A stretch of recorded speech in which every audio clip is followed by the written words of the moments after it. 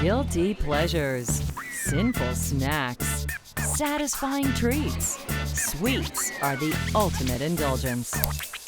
Sweets taste good, sugar tastes good. Candy makers go to great lengths to please your palate. And our concept was, let's just not make a jelly bean, let's make the best jelly bean in the world.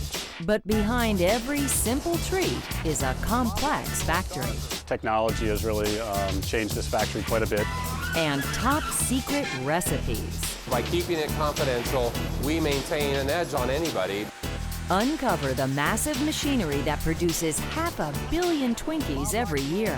It is astounding what machines can do. The technology that puts the chunks in Ben & Jerry's ice cream. I just love it. It's so good. We want to have our consumers be really wowed by the flavors that we create.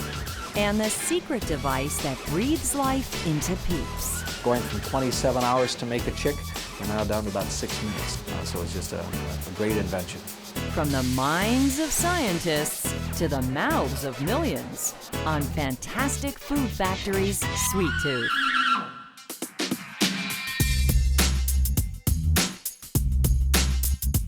Humans and sweets. It's a centuries-old love affair and a passion that's turned small mom-and-pop candy makers into global empires. Their ambition? Make the most while keeping the taste. Today, these candy empires feature highly trained designers and leading-edge technologies, all determined to satisfy your sweet tooth. There's so many different things out and available in the market right now, and a lot of competition, and you have only seconds to catch somebody's attention at the shelf. These companies bank on one thing: your sugar cravings. Cravings that are so powerful, they're borderline obsession. In fact, humans might even be hardwired for sweet, sugary indulgences.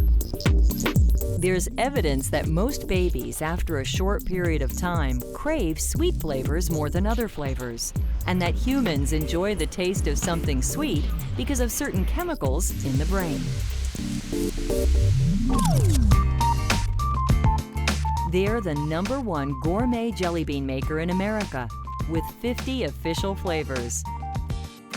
Every day, the Jelly Belly factory in Fairfield, California, produces 250,000 pounds of its famous gourmet beans. That's the same weight as a small airplane. You'd think it would be a snap to turn out these seemingly basic candies, but you'd be amazed. Gooey on the inside, shiny on the outside, there's sophistication in this sweet. The origin of the jelly bean itself is also complicated. Some believe the soft center comes from a Middle Eastern confection known as Turkish delight that dates back to biblical times. In 17th century France, the outer shell was invented through a process called panning. Candy makers rocked a pan of almonds, sugar, and syrup until a candy shell formed around each nut. In the 1900s, the jelly bean first appeared in America. By the 1930s, its distinctive egg shape led to its popularity as an Easter treat. Lisa Brasher's family founded Jelly Belly. She's the 5th generation to take over the reins of the century-old candy-making company. She traces their success back to those penny candy days. That was when penny candy was very popular, and you could go into a drugstore or a fountain store and give them a penny and get a couple pieces of candy, and that's basically how we started out. The Jelly Belly Candy Company started out as the Golitz Confectionery Company. Founder Gustav Golitz emigrated from Germany in 1867. By 1869, he and brother Albert mastered the science and skill of candy making. Gustav's great-grandson, Hermann Roland, runs the company today. He remembers hearing tales about Gustav. Gustav was the mighty candy maker. He was known in the family as being rough and tough and making things happen. You didn't say no to Gustav. You got it done. Starting with candy corn, the Golitz brothers soon branched out to create other confections and quickly established a reputation for their high-quality candies. The Golitz family expanded their business to the West Coast in 1921. The family continued to make their penny candy for a quarter of a century, but in 1976, one of Herm Roland's distributors came up with an idea that revolutionized the business. He wanted to create the most flavorful, upscale jelly beans ever. Jelly Bellies made their debut as the first gourmet jelly bean. Traditional jelly beans featured only flavored shells. Jelly Belly flavored both the shell and the gooey inner center. They really took the industry by storm by introducing new flavors and colors and the sweet sour, the different combinations that really got exciting to the consumer. So they took an old vehicle and really kind of renewed its spirit. The uniquely flavored beans quickly won fans around the world, including California Governor Ronald Reagan. In 1981, Jelly Belly shipped 3.5 tons of beans to his presidential inauguration. The sales of the company went absolutely wild. It was the fondest dream of any candy maker.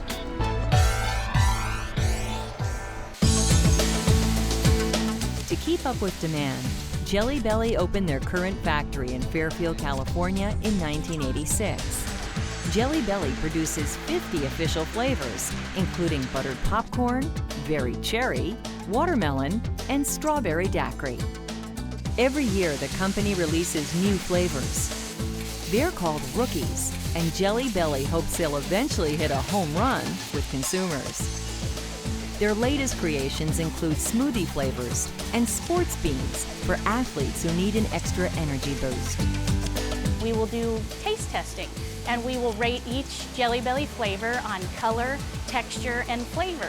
And it really has to have what my dad calls the wow. It's got to be a wow flavor in order to make it out in our line, and especially to make it into the top 50 flavors. It takes more than a week to make each Jelly Belly, and each step in the process must be precise or the outcome could be disastrous. Behind every bean, there is a balance of exact science and the human touch at work. The engineering process is very unique and complex. It's not a simple task to make that little jelly bean. One of the most intense processes involves creating the Jelly Belly's tender core. Candy makers skillfully blend water, sugar, 2 types of starch, and 2 types of corn syrup in a 1,000-pound kettle. Starch is a complex carbohydrate used in cooking to thicken. Corn syrup is a syrup used to sweeten. It is built to have a really nice gel texture, consistency, and also maintain a wonderful shelf life for the product. The factory churns out 10,000 pounds of liquid mixture called slurry an hour. After it's cooked to 250 degrees Fahrenheit, candy makers add everything from natural fruit extracts to purees like chocolate and peanut butter. It's crucial that they add the precise amount of flavor and color. This is where we decided not to use computers and not to use pumps and not to use scales. We are using the human mind to make a perfect piece of candy. As you can see, he takes a sample of every kettle. This basically gives him the ability to know whether or not he's added all the ingredients correctly. If this one turns out to be a little lighter than this, that means he hasn't added quite the amount of color that may have needed to go into this one. Walt Weiser supervises the Jelly Belly factory. With nearly 20 years of experience on the floor, he's one of the most accomplished candy makers. Right now you're in the mogul room. This is the second step in making a jelly bean. The candy mixture travels downstairs through a tube to the mogul machine, the powerhouse of the factory. It's a multitasker that molds, cooks, and handles up to 4,000 pounds of slurry per hour. Without this machine, production would be drastically altered. The slurry is deposited into starch molds that shape the bean core. each tray holds 1,260 bean molds, and the mogul must run about 28 trays every minute to meet the daily demand. The mogul cooks the slurry mixture at exactly 250 degrees. You're also cooking it so that you can get the water out of the system and get it to just the right amount of moisture content in the candy so it won't be too soft or won't be too hard. And that's a factor of temperature. The cores harden overnight in the drying room. Next, the beans move on to mighty machines for the next process, the engrossing process, which builds the outer shell of the Jelly Belly. Each of these giant rotating drums holds 200 pounds of jelly beans. The secret is the way Jelly Belly layers the sugar and syrup. Over 2 hours, they do this wetting procedure 4 times. Wetting is what they do when they engross the candy. They're trying to build the shell up on the candy. So they put a wetting on, then they add sugar to it so they can build that bean up to the correct size that we need for a jelly bean. You're building up on there because you're adding sugar and syrup, sugar and syrup. It's like a snowball. It's building up, building up, building up. The Jelly Bellies must gain 30% more weight to form the correct sized outer shell. There are automated systems, we just haven't done it. We haven't done it because every time we try it, it doesn't make the quality bean that we want to have made today. The final polish happens here, inside these giant steel drums. Each can handle 500 pounds of beans. The candy makers dust the beans with sugar, syrup, and confectioner's glaze. As they tumble, the friction smooths the surface and creates the shiny sheen. But at Jelly Belly, it's all in the details. They're not willing to reveal everything. We've spent 35, 40 years developing the process to do this. And it isn't something that I think we'd really like to completely explain in detail.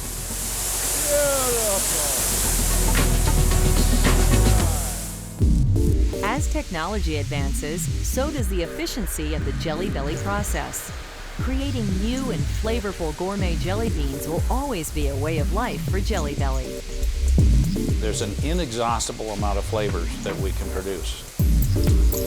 I don't think we'll ever run out of flavors.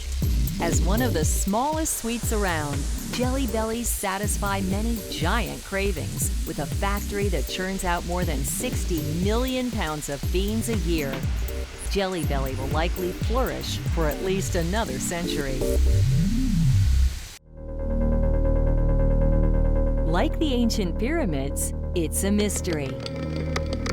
In fact, the flavor behind licorice is one of the great mysteries of the entire sweets industry. But it's this allure that's won over fans year after year for nearly a century and made the American Licorice Company an American success story. The love of licorice dates back much further than the almost 100-year-old American Licorice Company. Prophets and pharaohs delighted in licorice. It's made from the root of the licorice plant, but the candy looks nothing like the root or the plant that it comes from. The plant is leafy green with colorful blooms and deep roots. The root of its very sweetness? Its main ingredient, glyceric acid. The sweetness in licorice is due to an acid that naturally occurs in the plant, and it's slightly or almost equal to the sweetness in sugar. Glyceric acid is so potent that it's detectable in 20,000 parts water. Licorice may taste good, but it can also make you feel good. In the 4th century BC, the ancient Greek botanist Theophrastus found it helped to cure coughs. Since then, it's helped heal ulcers, sore throats, and asthma. There are compounds in licorice root that have medicinal properties, and they've been studied for many centuries for their curative effects. Still, its sweetness is what attracts candy lovers the world over. Cough syrup, soda, cigarettes, and tobacco all use licorice root. In 1914, a German immigrant founded the American Licorice Company in Chicago, Illinois. Around World War II, the company took off. Their small black licorice pieces were a big hit. Licorice was a very popular candy in the U.S. and during the war it was very difficult to get raw materials to make the product. And what that did was it made the consumer, I think, want it even more because it was rare. In 1952, the American Licorice Company came up with another twist on licorice. Their trademark red vines.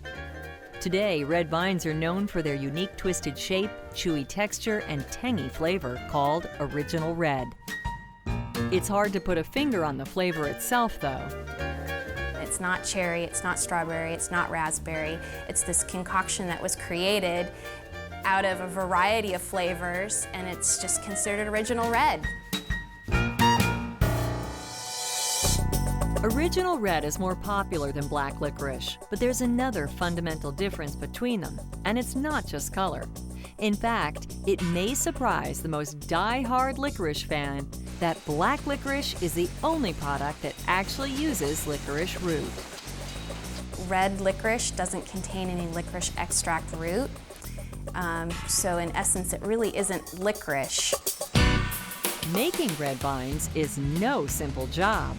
It starts with a painstaking process called the batch method. Everything is made in batches. Greg Pignolet has worked for almost 3 years as a red vines engineer. When we first started making candy 90 years ago, or 90 plus years ago, they made it in batches. It made the best candy. We found no way to improve on that. So all we found to do is to make improvements in the efficiencies on how we do it. It works like this. Trains carry wheat, flour, and corn syrup to the factory, where they're stored outside in 7 silos. Then they're electronically pumped into giant kettles that can hold 4,500 pounds. First step he's doing is actually adding the syrup, and then we're going to add flour, make it a nice doughy, smooth batter, which will probably take about 10 to 15 minutes. After that's done, he's going to actually add the fructose and water, and then we'll add the color and the other ingredients. The cooking process is critical because the starches within the product have to be activated in order to get the product to blend well and stay blended. Otherwise, it could separate before the candy is pressed.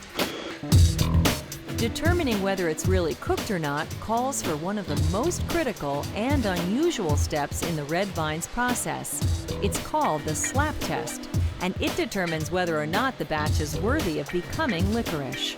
It's a system that dates back to its original candy-making days.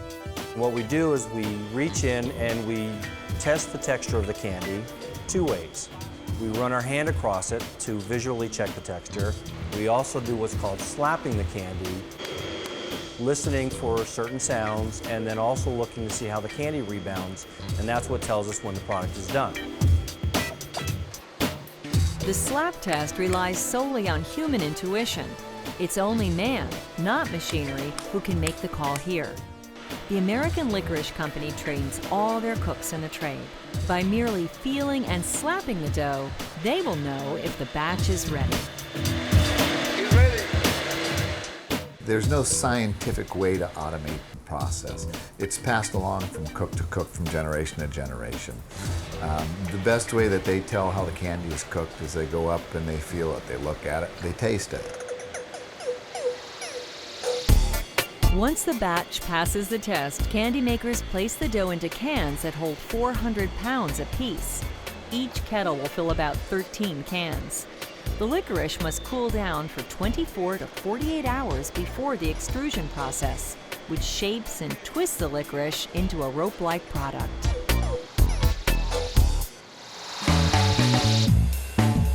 The extrusion process is one of the most fascinating in the factory. Unlike the slap test, it relies on sophisticated mechanics. Now this is when the candy comes down through the chute here, and as we're coming down, it comes into this twin feed pump. It'll come out here. In this case, we're using the pump on my left-hand side. It'll come through the pipe here, all the way across the pipe here, down into the special die. And here we have this special pulley there that is actually turning the spindles here, and that's what puts the curl in the candy. This machine creates Red Vine's characteristic twisted shape. Here's how it works. Once the dough is loaded, the machine injects air through the die, the piece of equipment that forms the licorice twist. The air creates a hollow tunnel inside each twist. The key to keeping the air inside is to quickly seal off the ends.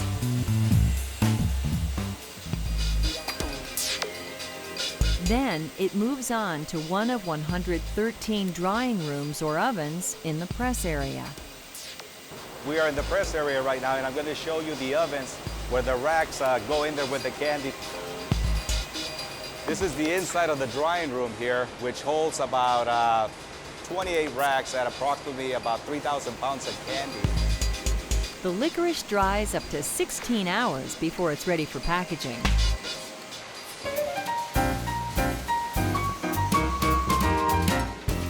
Both the jars and distinct wrapping of Red Vine's licorice harken back to the penny candy era. But the packaging film is more than just decoration. They have a vapor barrier that's built into the film. It actually has a very low water vapor transmission rate. That's what helps ensure the freshness of our candy.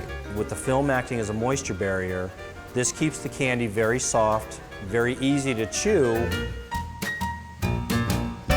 At the American Licorice Company, the combination of old world process and modern machinery will continue to bring sweet success to Red Vines.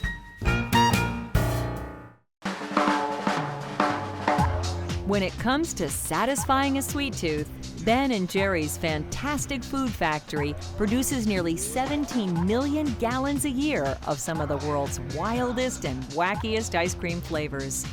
They've pioneered additions like chunks, dough, and brownies, and the technology that makes it all come together. We pride ourselves in bringing something new to our ice cream consumers that they've never even dreamt of. So I love Ben & Jerry's because they've done a great thing with making all those really geeky, decadent, great ice creams. But ice cream wasn't always so sophisticated or easily available. It was a rare delicacy. In the 4th century BC, Roman Emperor Nero ordered his minions to bring ice from the mountains so he could top it with fruit. England's King Henry V enjoyed ice cream at his coronation, and Dolly Madison served it at the second White House inaugural ball. Back then, making ice cream was hard work. You'd hand mix it in a bowl that was surrounded by ice and salt. The ice itself was cut from frozen lakes or ponds and stored in wooden ice boxes. In 1846, the hand-cranked churn made ice cream production easier. But it wasn't until the invention of refrigeration in the 20th century that allowed ice cream to be made on a massive scale. In 1977, lifelong friends Ben Cohen and Jerry Greenfield decided to start a food business together. Best friends since junior high school, Ben and Jerry both had worked at ice cream parlors over the years. They dreamed of opening some sort of food business, but ice cream wasn't their first choice. They actually decided they want to go into bagel making, but bagel making machinery was too expensive, so they settled on ice cream. When Ben and Jerry decided to get into the ice cream business, they needed to learn how to do that. So there was a correspondence course with Penn State University, which I believe was $5, and they got the course, got the open book test completed with flying colors. In 1978, Ben & Jerry's opened up a scoop shop in a renovated gas station in Burlington, Vermont. Today, the company produces 950,000 pints a week. Their top flavors include chocolate chip cookie dough, cherry Garcia, and chunky monkey. Their flavors set off one of the biggest rages in ice cream history. Arnold Carbone is one of the masterminds behind Ben & Jerry's latest and greatest flavors. Ben & Jerry really took the chunky part of ice cream and exploded that on the industry. At first, I think people saw that as kind of being quirky or a fad, but with the launch of chocolate chip cookie dough, really catapulting over vanilla for the first time in the ice cream industry is, I think, what really awakened the whole ice cream industry.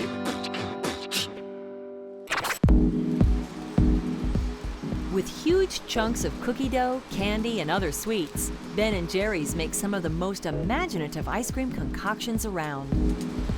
For engineer Pete Gosselin, this same wild imagination also pushes the limits of technology at their factory. I work with an incredible group of flavor developers who push the boundaries of culinary experience. You can't go out to the shelf typically and buy the equipment you normally expect to make ice cream. We've had to modify a lot of equipment over the years and develop a lot in-house. Two of the most massive machines in the factory start the process, the pasteurizer and homogenizer. They handle a huge volume of ingredients. Pasteurization kills harmful bacteria, while homogenization helps create the creamy mouthfeel of the ice cream. Homogenizing requires a high-pressure piston that breaks up and evens out the fat globules and cream. Product developer Derek Spores came to Ben & Jerry's right out of college. He tastes ice cream for a living and is known as the ice cream scientician. A homogenizer is essentially a big machine that will force the mix through a very, very small opening under very high pressures. And it's literally just stuffing the fat through a tiny little opening so that the big ones can't get through. They have to break down. But without freezing, it wouldn't be ice cream in the first place. At Ben & Jerry's, there are two very important and complex freezing processes. First stop, the giant Hoyer freezer. It's a monstrous stainless steel box that freezes 750 gallons of mix per hour. The ice cream freezer is a huge piece of equipment that continuously makes ice cream. It never stops. It has what's called a barrel, which is a very long cylinder that's really cold on the outside. Inside this barrel, there's also what's called a dasher, which has extremely sharp knives. This liquid mix is fed through the back and starts to freeze to the barrel. These huge knives scrape the ice cream off of the barrel and turn it back into the middle. During the process, the Hoyer freezer's temperature dips to 22 degrees. The freezing of the mix, combined with the whipping action, causes crystals to form. It all comes down to speed. The faster the freezing, the smaller the ice crystals. The smaller and more numerous the ice crystals, the smoother and creamier the texture. Since ice cream is primarily water, ice crystals are one of your biggest concerns. As they get bigger and bigger and bigger, this is when the ice cream starts to get what you call coarse or icy. And the temperature inside the Hoyer freezer must remain constant or the quality of the ice cream will be compromised. Think how your ice cream tastes after you left it out for a while and then put it back in the freezer. It's an icy, flaky, tasteless rock. What really kills an ice cream product is the temperature fluctuations. If it gets warmed up, those little ice crystals melt, and as it cools down, they freeze to a bigger one. So getting warmer and then colder repeatedly will just destroy your ice cream. When the mix exits the Hoyer freezer, it's the consistency of a milkshake. That makes it easier for the ice cream makers to blend in ingredients with chunks like brownies, cookie dough, or candy. They also add variegates or liquid swirls in the ice cream, such as fudge and caramel. Ice cream makers pump it out of 55-gallon barrels that weigh 500 pounds. We use very powerful piston pumps to evacuate our fudge and caramel and other variegates out of our drums and get it into our process. But there's still one more freezing process. This second freezing phase features the real workhorse of the operation. It's called the spiral hardener, and without it, there wouldn't be any Ben & Jerry's. The spiral freezer really is an amazing piece of the ice cream making process. And from an engineering standpoint, it's a very impressive piece of equipment sitting at the center of the factory. Standing 17 feet tall, the spiral hardener is shaped like a corkscrew. The freezer has 24 tiers and 1,427 feet of conveyor belt that holds nearly 4,000 pints of ice cream. This mammoth freezer gives new meaning to the term deep freeze. It drops the temperature of each pint to -10 degrees in only 2.5 hours. The wind chill inside of a spiral can reach up to minus 120 degrees. This allows us to keep the ice crystals from ever growing any larger than the moment they were created in the Hoyer freezer.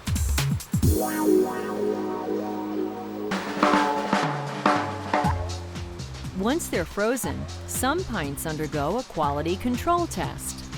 Every 15 minutes, pints are taken off the line and chopped to make sure all the chunks are there, all the variegate's in the right place, and that everything tastes just right.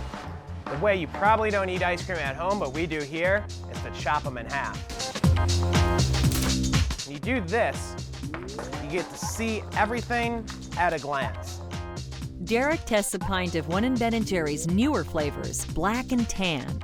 Cream stout ice cream swirled with chocolate ice cream. So everything looks all right here, but the true test is how does it taste? And this one passes the test. Workers package, bundle, and ship the ice cream to more than 15 countries. But in Vermont, Ben & Jerry's invites all their fans to visit the factory. Every year, more than 300,000 people take the tour. It's so popular that it's the state's #1 attraction. All right, so today's flavor we're going to be trying is called Turtle Soup. It's a brand new flavor for 2006. It's a vanilla ice cream with a caramel swirl and caramel fudge covered cashews. It's absolutely delicious. So go ahead and dig in. Right on. No. Okay. Like it? I love it. Yeah. How is it, Mom? It's good. There's no doubt Ben & Jerry's ice cream will continue to create many more unusual icy cold concoctions. Just when you think they've, created everything, something brand new comes out. So there's just always something new and different to taste.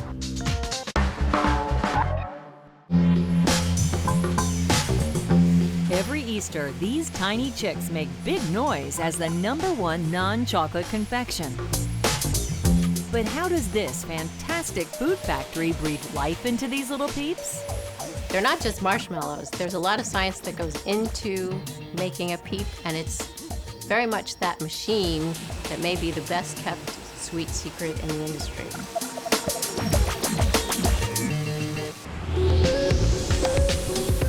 The Just Born Company produces about 1.5 billion Peeps every year. 1 billion for Easter alone.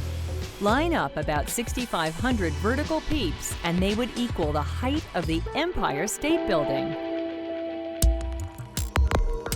Marshmallow is one of the oldest confections in human history. It dates back to ancient Egypt, where candy makers flavored the honey-based confection with the root sap of the marshmallow plant. Centuries later, the Just Born Company would take marshmallow candy to a new level. Russian immigrant Sam Born came to America in 1910. He was a candy maker by trade with a knack for inventions. His most famous inventions include chocolate sprinkles called jimmies and the machine that inserted sticks into lollipops. In 1923, Sam Born opened a candy store in New York. Today, family members Ross Born and David Schaefer run the company. My grandfather came over here from the Ukraine through Paris, where he had learned the candy trade by being a clerk in a candy store. Family member David Schaefer explains how Sam named the company. He said that his candy was so fresh, it was as if it was just born. And that, we believe, is one of the stories that was the creation of the name of the company.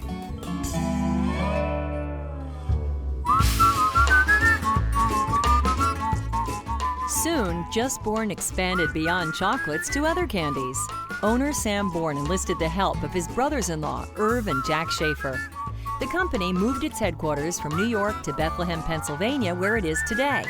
In 1953, they bought the Rada Candy Company of Lancaster, Pennsylvania.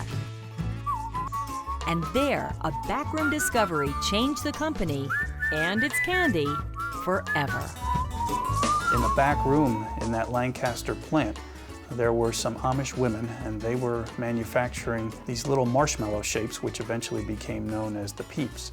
And they were making them by squeezing them out of icing bags and then hand decorating each one and it took about 27 hours to make one individual Peep. Today, it takes just 6 minutes to make one Peep, and each day, Just Born produces 4 million Peeps.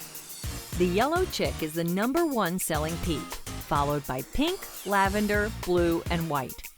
Originally offered only at Easter, Peeps are available all year long, with cats for Halloween and trees for Christmas. But behind these colorful creatures is an intricate chemical and mechanical technology that brings them to life.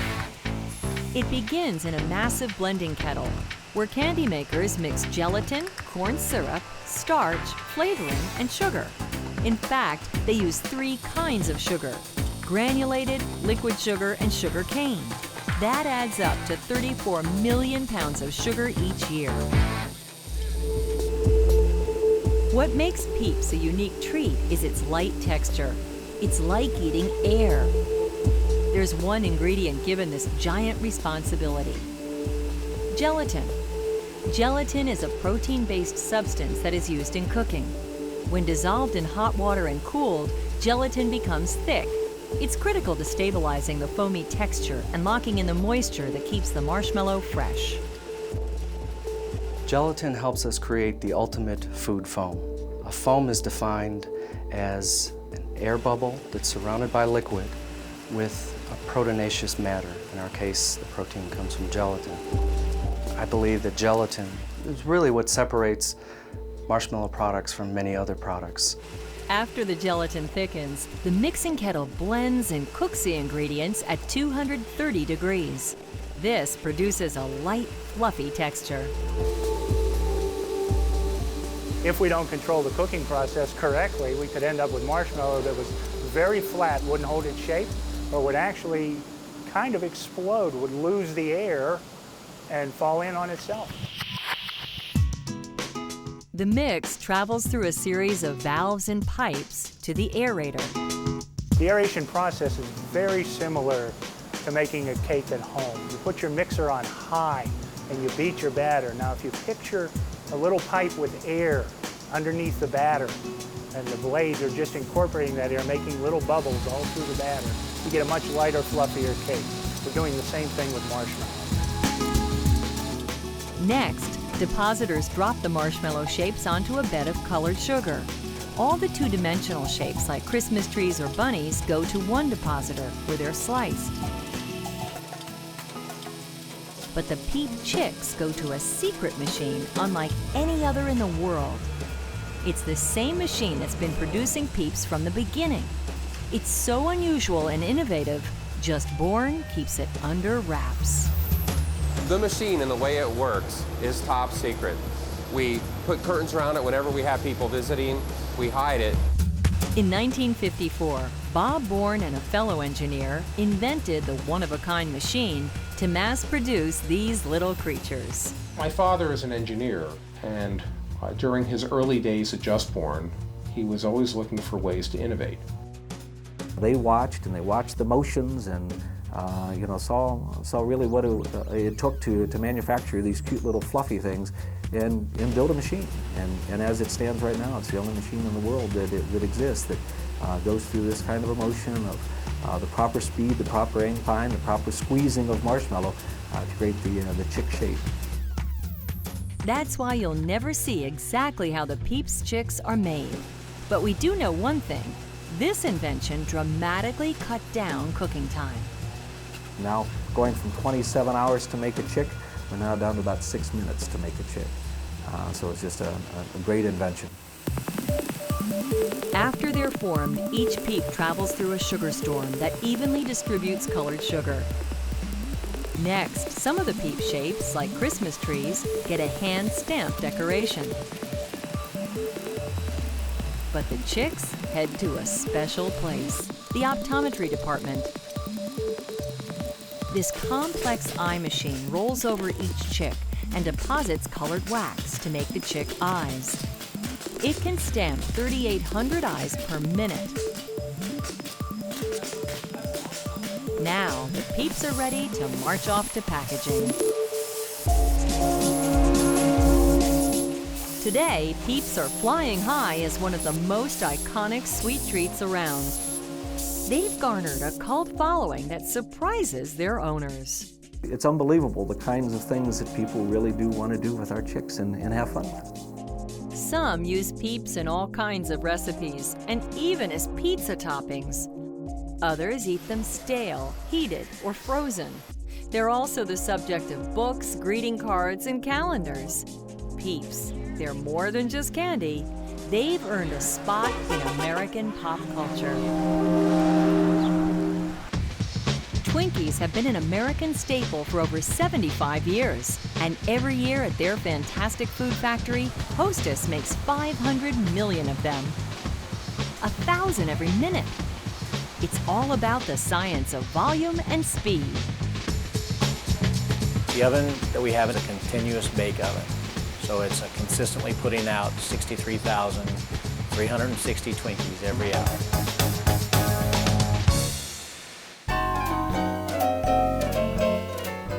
It was 1930 when Hostess bakery manager Jimmy Dewar created the new sweet cake that would take the snack food industry by storm.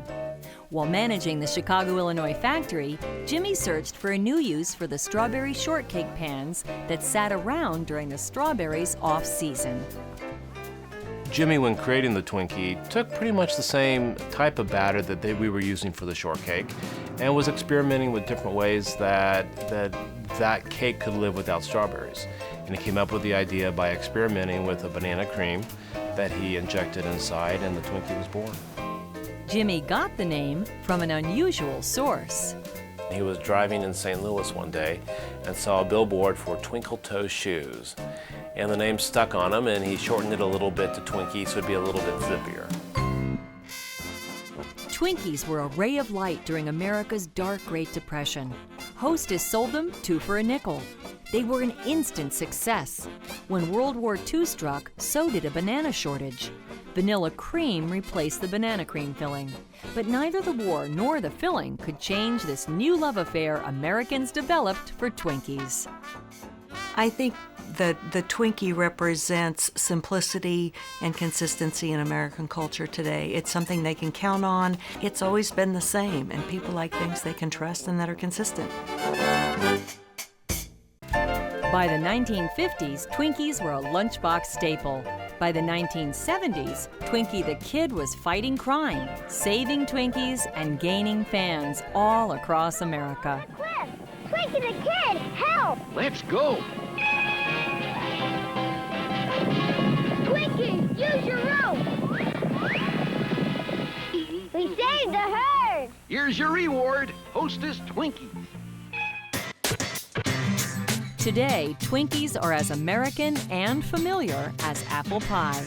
They've appeared on TV shows, and they're marketed alongside movies. Green cakes for Shrek, and banana cream filling for King Kong.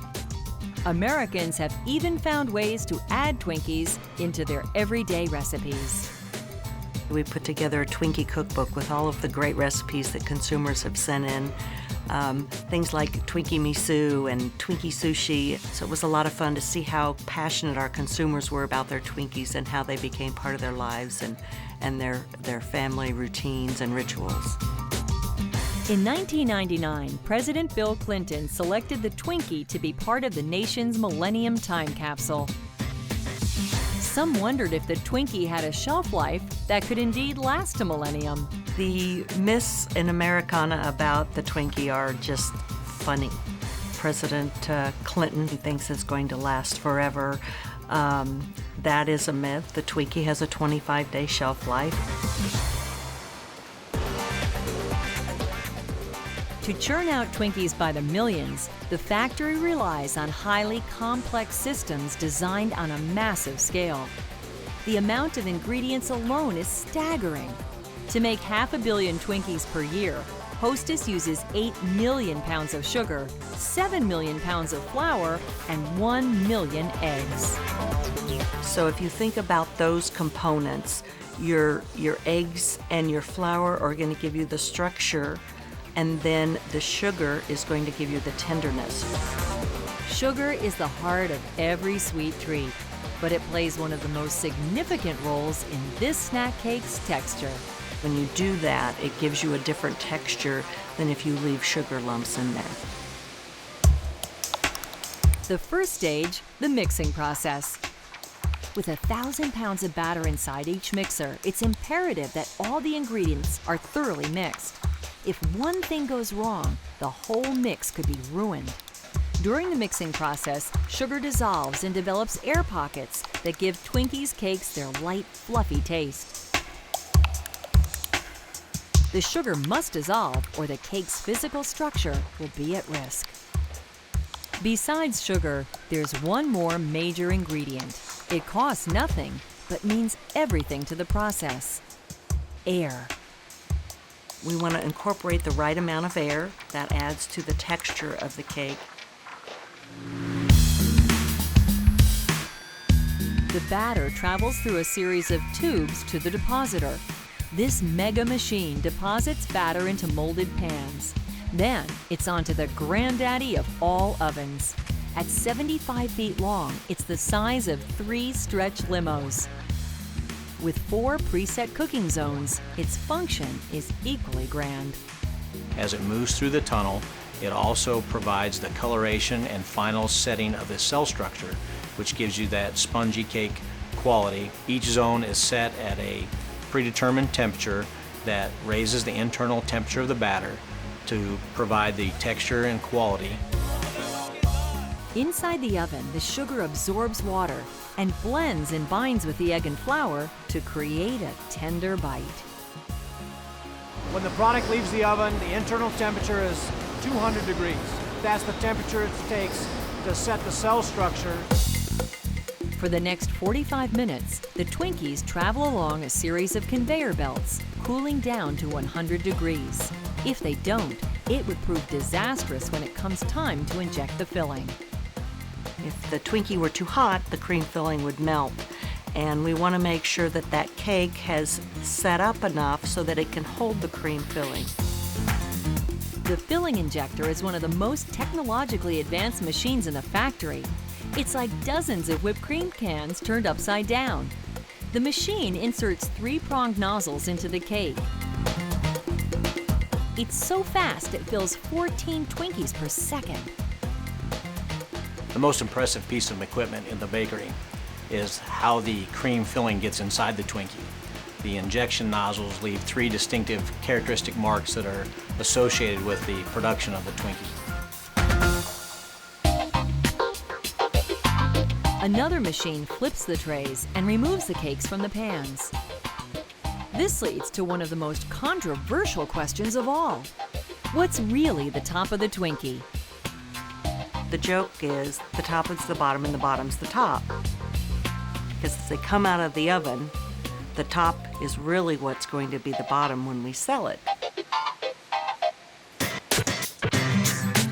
While millions of Americans enjoy Twinkies in their original form, some New Yorkers at Christopher Sell's Chip Shop in Brooklyn, New York, enjoy them in an entirely different way, using a completely different technology. The deep-fried Twinkie has become a staple in many state fairs around the country because of this gentleman in New York City and his fish and chips shop. One night they were having a very slow night here, so Chris decided he would try to fry some other things. So he did M&Ms, and I think he did a cheeseburger, and he did the Twinkie, and everybody tasted the Twinkie, and everybody loved it, so he decided to try it on the menu.